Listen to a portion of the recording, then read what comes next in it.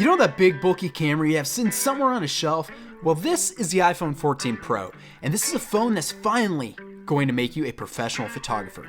Hey, just listen to Apple themselves. Pro photographers, pro camera assistant, pro workflows. So is it time to finally sell all of your camera gear and just buy an iPhone? Well, not quite.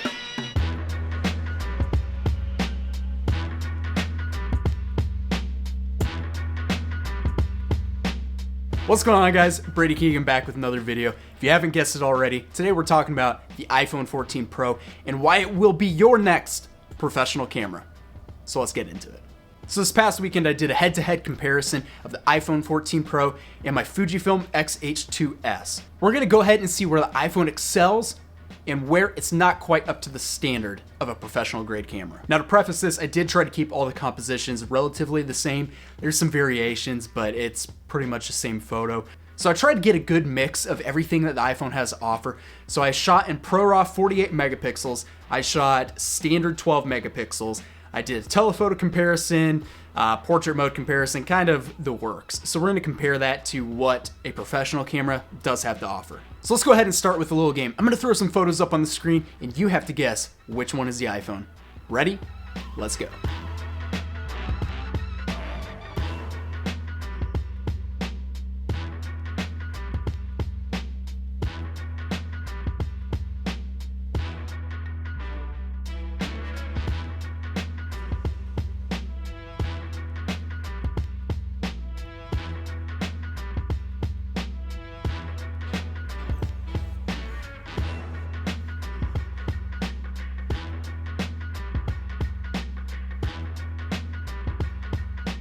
Alright, so camera A was the iPhone. Go ahead and let me know down below if you actually got it right. Some of these photos might have been more obvious than others, but either way, it's pretty impressive what this iPhone can do. Alright, so let's go ahead and go photo by photo and break it all down for you.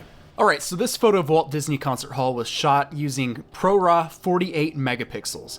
So if you go ahead and punch in, you can actually see the photo on the left is the iPhone, and it is a little bit sharper than the photo on the right.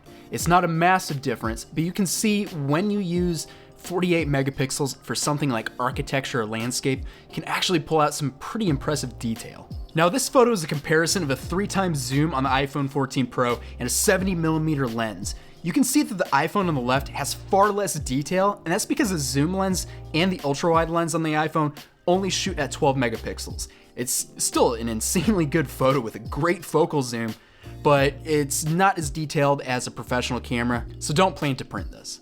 Now here's a portrait I did of my friend Courtney. I shot this in portrait mode, and honestly, the iPhone looks great.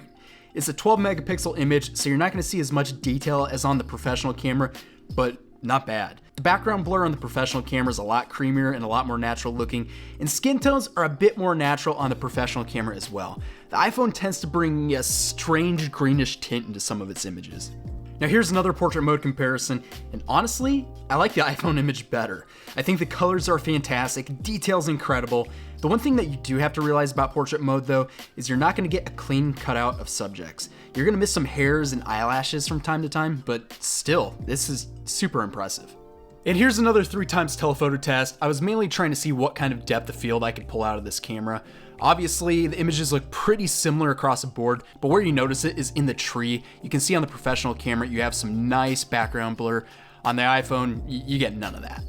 Now lastly, this is probably my favorite image. This is a mid to low light image comparison. You can see that the professional camera just obliterates the background. Skin tones are better, dynamic range is better. It's completely better across the board. The iPhone isn't a bad image at all. It's still a dope image, but for situations like this where you're just trying to get this specific look, you're not gonna be able to achieve this on iPhone. All in all, you can see that the iPhone 14 Pro is an insane camera.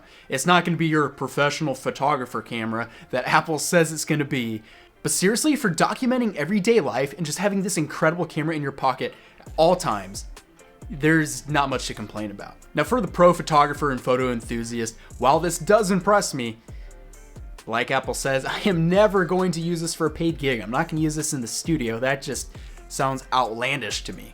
However, I could totally see this as a complimentary cam, a B cam, maybe even a vlog cam. It's that good. Paid work though, Nah. There's just some things like you've seen in the examples that you just cannot replicate on an iPhone that you can get from a professional grade camera. Anyways, thank you guys so much for watching. Hope you guys enjoy. These are all my favorite things. Cameras, Apple products, making videos. There's not much to complain about here. So if you guys like this as much as I love creating it, go ahead, drop a like, hit subscribe, turn on notifications, do all that fun stuff, and we will see you in the next one. Peace.